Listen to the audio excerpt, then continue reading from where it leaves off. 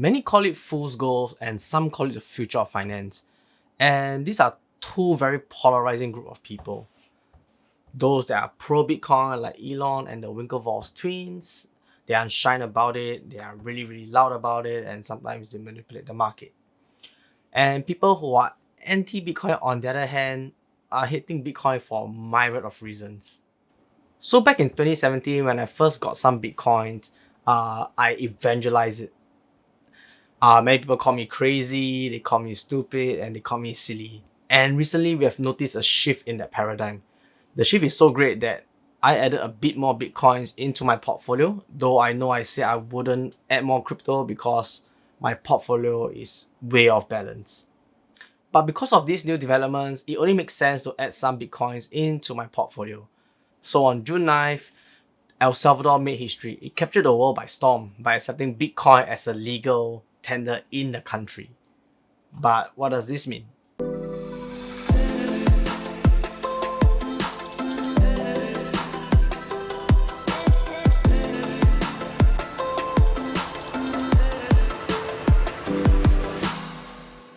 Hello beautiful people, hope you guys are great.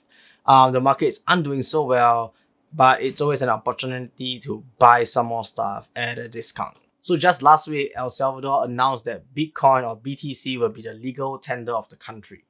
And in dictionary terms, legal tender is coins or banknotes that must be accepted if offered in payment of debt. So it must be accepted regardless you like it or not. So this means one can do transactions with Bitcoin to purchase items, to purchase goods, or to purchase services.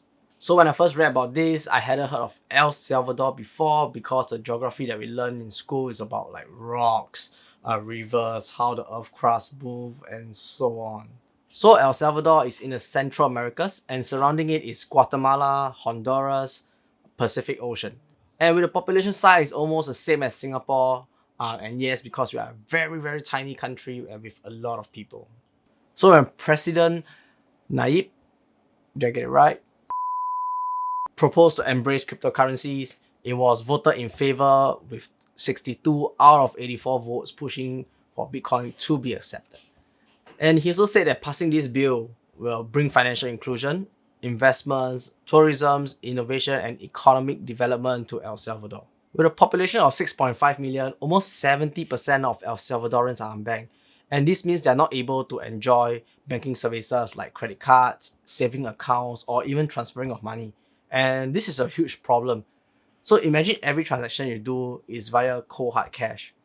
And if you do not bring out enough cash, chances are you're not able to withdraw money from any ATMs because you're just unbanked.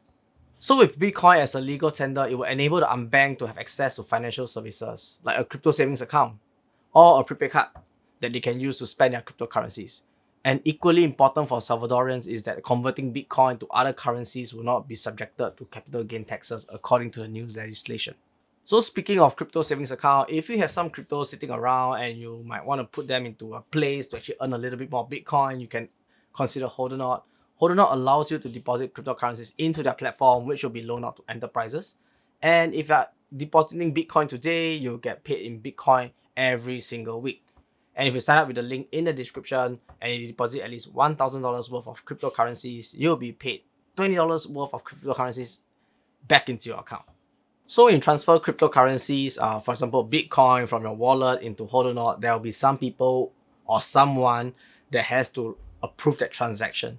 And President Nayib instructed the state-owned geothermal electricity company to put up a plan that will enable them to offer facilities for Bitcoin mining with geothermal energy, which is 100% clean, 100% renewable, and produces zero emission. However, this comes with cons as well. So to accept Bitcoin, the government of El Salvador will have to invest money into infrastructure to support the transactions that's going to run on the Bitcoin network. And because right now, selling Bitcoins take anywhere between 10 minutes to 30 minutes, which is pretty long.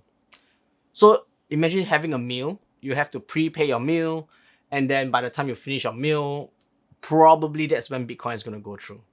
So for the other politicians that did not agree to the legislation, they actually put claims that Bitcoin might attract illicit activities like money laundering into El Salvador, which is a big concern since Bitcoin is anonymous and no institution can control or determine its value, and there are some concerns that people might be rich one day and then poor the next day. But however, the administration will set up $150 million trust which will be run by the state to cushion the volatility of Bitcoin prices and facilitate the conversion of Bitcoin to dollars and vice versa. So here's my thoughts on this. I think it's a very big step where you see a country accepting Bitcoin, making it a legal tender. It's like a dream come true for everyone that holds Bitcoin or every hodler out there.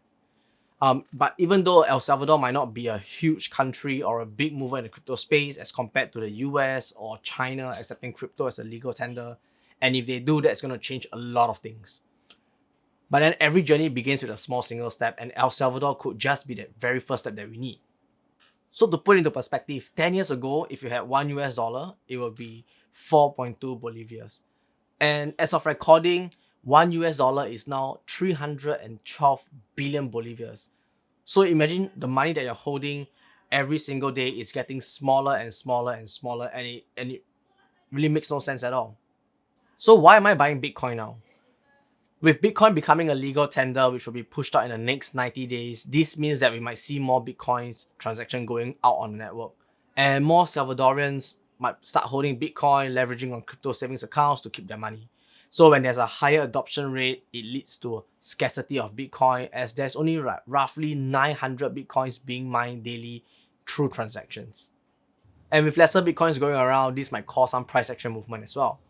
However, before investing your money into Bitcoin or any other instruments, always do your own research.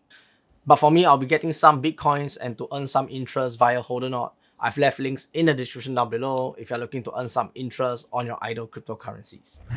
And that's the end of today's video. Smash the like button, it helps the channel a lot. Subscribe if you haven't, and I'll see you in the next video.